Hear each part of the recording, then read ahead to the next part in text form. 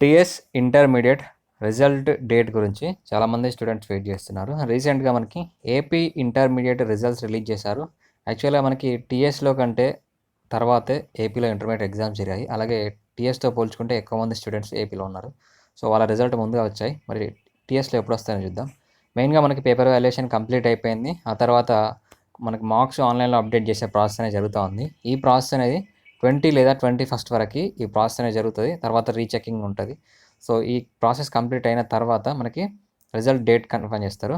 మెయిన్గా మనకి 19th లేదా 21 ఈ మధ్యలో రిజల్ట్ డేట్ కన్ఫర్మ్ చేసే అవకాశం అయితే ఉంది. ఎందుకంటే మనకి మార్క్స్ ఆన్లైన్లో అప్డేట్ చేసిన తర్వాత మనకి విద్యాశాఖ మంత్రి ఏ రోజు ఖాళీగా ఉంటారు, లేదా వీటన్నిటికి సంబంధించి ఒక డేట్ ఫిక్స్ చేస్తారు.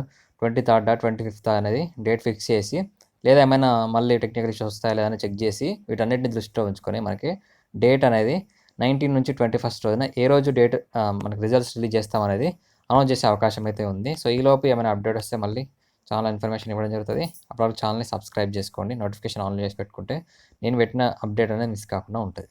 Thank you.